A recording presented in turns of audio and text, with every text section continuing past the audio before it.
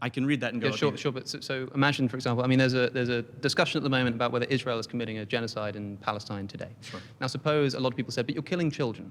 And Israel said, yeah, but that's just a product of war. Imagine if we discovered that behind the scenes, Prime Minister of Israel had said, leave alive nothing that breathes. Kill everyone. Kill man, kill woman, kill child and infant. Kill the animals. Kill the donkeys. Don't leave anything alive that breathes. Even if he was trying to sort of make a hyperbolic point. The fact that children are then dying as a result, I think that we could lay some blame at his feet.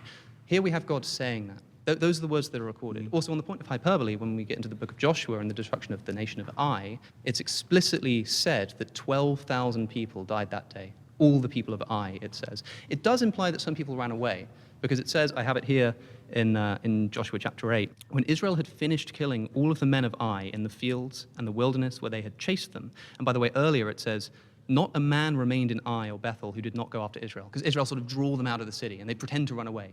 And Ai runs after them. It says, not a man remained in Ai. It then says, when Israel had finished killing all of the men in the field and the wilderness where they chased them, and when every one of them had been put to the sword, the Israelites turned around, returned to Ai, and killed everyone who was left. If there was not a man who was left in Ai who hadn't run out and been killed in the wilderness, when they turn around and kill everyone who's left, who is it that they're killing?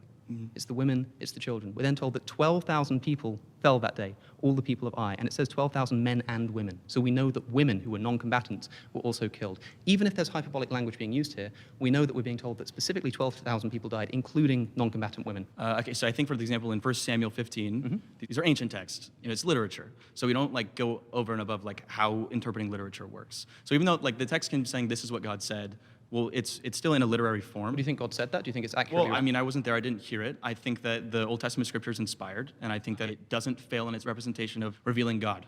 For example, we talked about in the New Testament, right?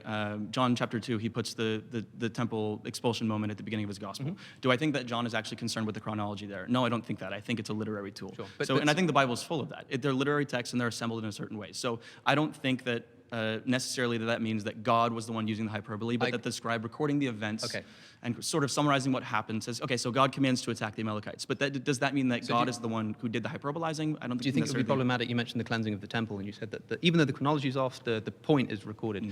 If we had a story of the cleansing of the temple, if we discovered some early manuscripts, some version of John, where Jesus goes into the temple, he starts cleansing the temple, flipping over tables, and then he starts beating up children, just starts punching them because he's so angry, right? What would you think of that? You'd probably think either it didn't happen, or if you could prove that it did happen, that Jesus was less moral than you thought he was, or if for some reason people believe that that's what he did, I think it would be a problem for you.